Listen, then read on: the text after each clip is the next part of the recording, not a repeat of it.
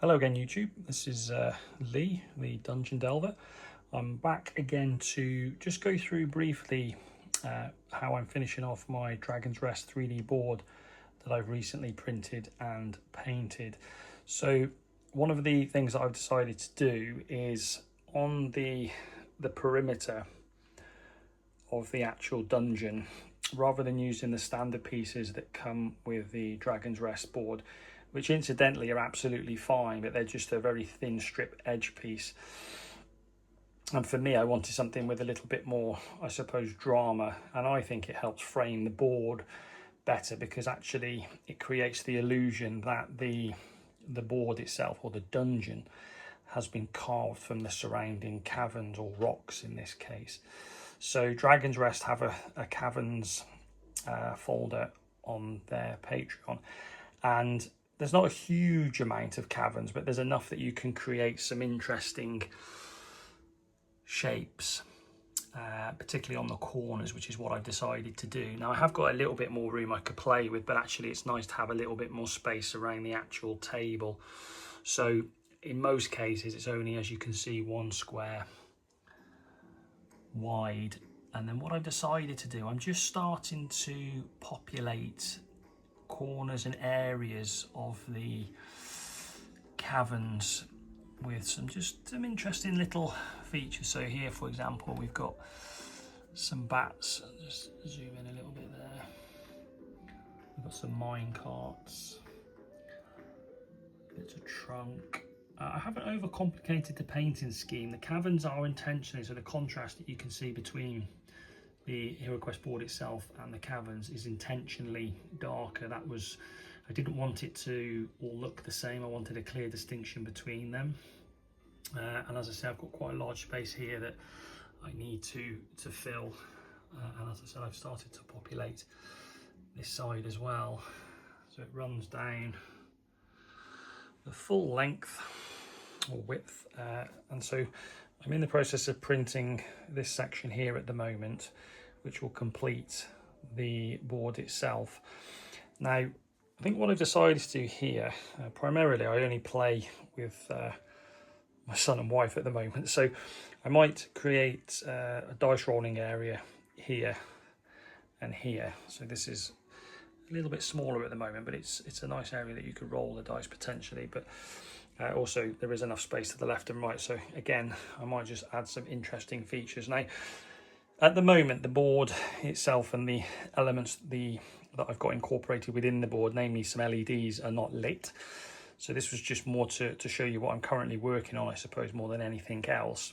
Now I'm going to go over to the workbench in a minute and just go through some of the things that I printed off. But for example, this particular minecart here does have a light within it. You can just see the hole at the front there. So at the moment, as I said, that's not lit. And the dungeon is littered with those types of little subtle lights, I suppose. So again, nothing overpowering, nothing that, so for example, these stairs, which you can place in any room, because this particular board, for those of you that already know, is all magnetized. And I use 5mm ball magnets, so it's very easy to swap this board out, which you would need to do for placing doors, etc. So yeah, I mean, as I say, these for example light up, as do these braziers in some of the rooms. So I'll do a full breakdown of the board once it's actually completely finished. So as I say, just working on the cavern details at the moment. I've got some printing and I've got some that I need to paint, so this should be completed by the end of this week, and then I can start just doing some little tinkering to finish it off a little bit more, as I say, with some LED touches. So what I've got on the table at the moment are some fantasy LED props that I printed, and I'll show you those in terms of what's on the table at the moment. Again, I've got more to print, but just what I've got at the moment. Whether I'll use them all or not is another matter, but it's purely just to, as I say, just give you an insight as to what I'm currently working on. So I'll see you back over the bench in a second. Welcome back, guys. Currently at the workbench, and I have a selection here of some of the LED props that I've recently printed off. Won't take up too much of your time. I'll just briefly explain which ones I've got here currently on the table and how they all work. So let's start off with this particular one here. So this is a magic circle. Now at the moment I haven't printed off all of the insert plates that sit in here. I think in total there's about 4 or 5, and what you do is you use these little what's called balloon lights. They have 2 little batteries in, and this one is a warm white LED, which isn't necessarily going to be suitable for all the dungeon pops. You can get these in green, blue, red, orange. So depending on which prop you decide to light, you know, you would want to use the appropriate LED, I suppose. But in this case, it would just sit in the bottom, and of course it would just create, sit straight, it would just create a nice ambient glow. And I'll do another video once I painted this up and got it on the actual board, just to give you an idea of what it looks like. But again, just very atmospheric, and just a cool general dungeon piece. So that's piece number 1. What else have we got here? So we have this really cool looking, I mean, you can almost say it's not really a statue, almost like you could use it as a boss in a role-playing game. You know, it's got that sort of look about it, and as I say, the LED pops into the top here, and of course the light would then shine out through the mouth and through these 3 eyes slots. I suppose that's a nose slot, but either way, very cool. I'm not necessarily convinced that's for HeroQuest. I'm not necessarily sure it's got the right aesthetic. It would look a bit out of place. So again, I'm not going to populate the dungeon with just LEDs for LED's sake, but a cool piece nonetheless. This one is very much the aesthetic for sort of dungeon crawlers, HeroQuest, Advanced HeroQuest, and the like. So this is an altar table, and again, it's very simplistic in terms of its design. And what's very cool about it, you'll just notice the little hole here in this candle. So if I turn it over, you'll notice that this light will slide in there. Now I should say that they have got covers that go over them, but I've just not got it printed yet to hold that in place. So essentially, and also it does come with again, I've not printed these because it's on clear resin, which I've not yet put into the vat, because I'm just printing all of the dungeon terrain first in a standard grey. But again, you can just, very subtle. But again, once this is painted, would look fantastic in a dungeon setting. It's got some really nice details about it. So I really like that piece. What else do we got here? So this is a really cool one as well. This is a tree stump with a lantern on the top, little rucksack. But again, really nice. Really nice. And again, very simple to operate. Just pop and it just gives this nice glow. Look at that, beautiful. And again, once this is painted and you've got this on your table, it just adds that little extra drama, that atmosphere. But really, really simple. So yeah, really like that one. Now this one, I printed this. Again, I've been fairly new to 3D printing. I didn't realise how big it was. Now, it's supposed to have, I think, a ghost that comes out of the top.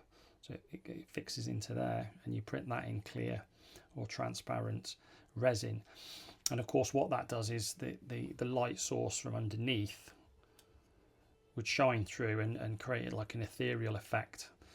So again, very cool, but just quite large. So you can see I haven't got the smallest hands in the world, but again, a great piece, and it's really simple to paint as well. So I'll give updates on all of these particular prints once I've painted them, and we can see what they look like together. Again, we've just got a simple crate here. Now, I'm right in thinking that I haven't yet printed the lantern that sits on the top. So a little bit like this fella, that needs a lantern on it as well. So the premise is the same, it's just, again, it's a crate. So nothing overly exciting, but a cool dungeon prop nonetheless. Now this one I really like. So I recently acquired the HeroQuest cards, a selection of cards. They do a range, but one of the ranges they do is that you can search the actual equipment. Sorry, I keep saying that, not the equipment. the furniture in rooms. But one of the things it introduces is a lot of furniture that isn't included in the game itself. So as a consequence, for example, like this cauldron, you can search a cauldron. So I'm going to populate, get me words out. I'm going to populate this in the rooms as I see fit.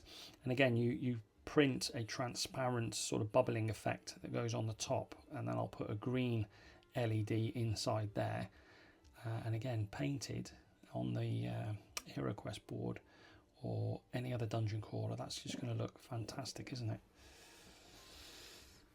And then just these are exactly the same. All these are 2 barrels, so similar to the other ones. You've just got a lantern on the top, and again the LED goes on the top. And again, I should reiterate, there are stoppers that come in the bottom, so you know, you're not going to pick this piece up, and you know, because if otherwise you'd just have these magnets, sorry, not these magnets, these lights flying all over the place every time you picked it up.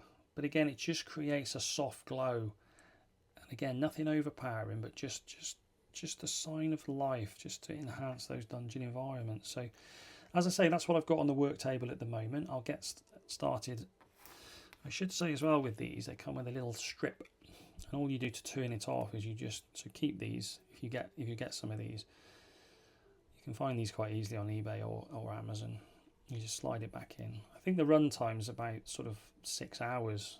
So I mean, if you're doing a dungeon session, they should last you quite a long time. The only thing with these is you can't replace the batteries as far as I'm aware, so you sort of almost have to throw the whole thing away, which seems a real shame.